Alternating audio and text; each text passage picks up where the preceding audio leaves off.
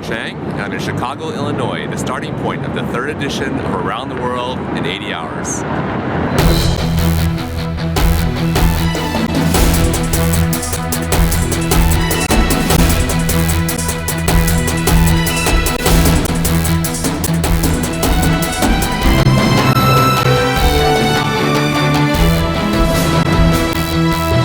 This year's journey will take us to India, Macau, and Hong Kong, all of which have enjoyed significant economic growth in the past decade. As usual, we will be discussing economic concepts encountered along the way.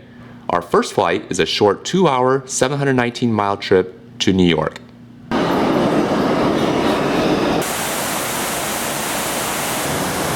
9/11 memorial was built to honor the victims of the tragic event.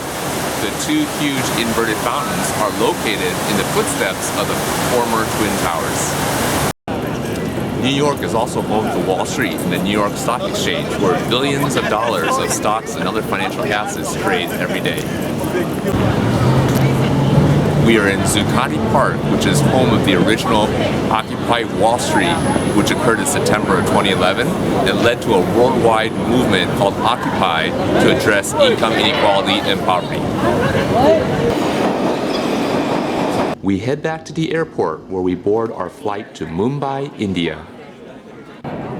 United Airlines, Flight 48, we are now boarding Group 1. Our flight to India is one of the longest non-stop flights in the world, lasting 15 hours and covering 8,000 miles, arriving in Mumbai the following evening.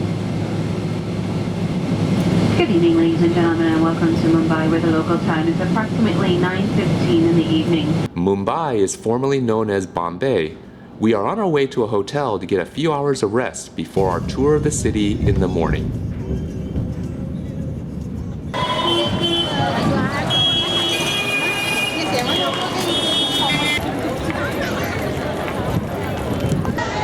India is the world's largest democracy with over 1 billion people. Behind me is Mumbai's most famous landmark, the Gateway of India. Although India has experienced significant economic growth that has produced a thriving middle class, poverty and income inequality are still major problems, with million-dollar homes and condos appearing alongside large slums where many of the city residents live. Cricket is one of the most popular sports in India. Each Sunday afternoon, thousands of kids come to the Oval Maidan to practice their skills.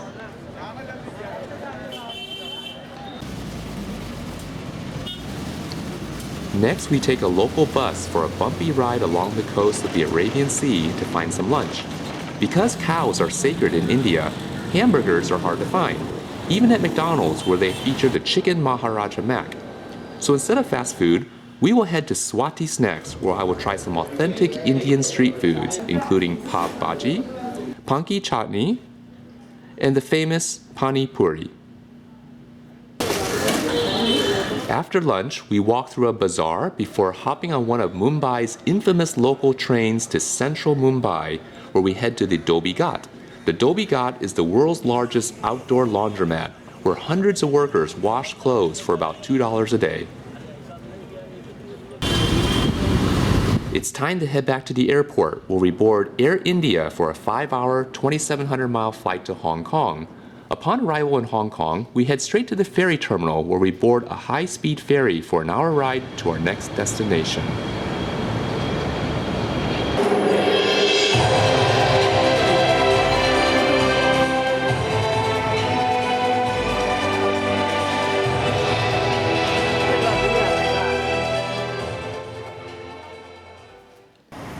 It may look like we're in Vegas, but we're in Macau, the world's largest gaming destination. Macau is a former territory of Portugal that was returned to China in 1999, and is the only city in China where casinos are legal. And with huge demand for gaming in Asia, it's no wonder that Macau surpassed Las Vegas as the world's most lucrative gaming destination.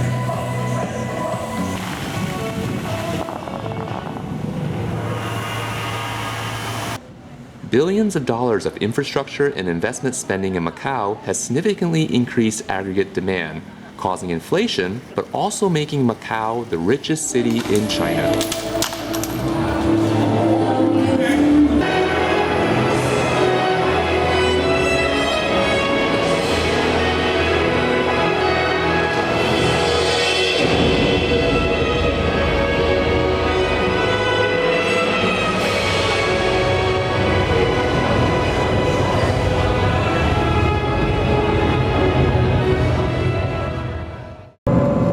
It's time to start heading back home, but before we do, we'll make a quick stop in Hong Kong.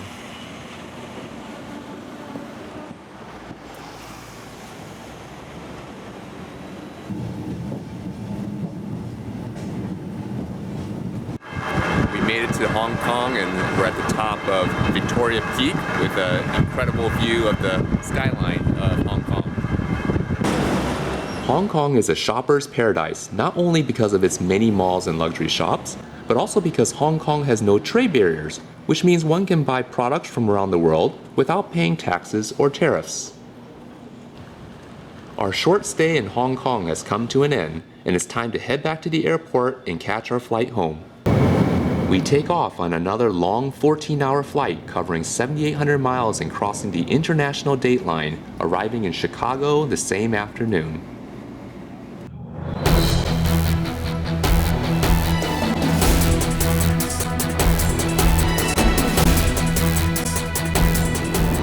We made it back to our starting point in Chicago. We traveled over 20,000 miles, we saw economic concepts all around the world, and we did it in under 75 hours. Thank you for joining me on this adventure, and I'll see you again next year.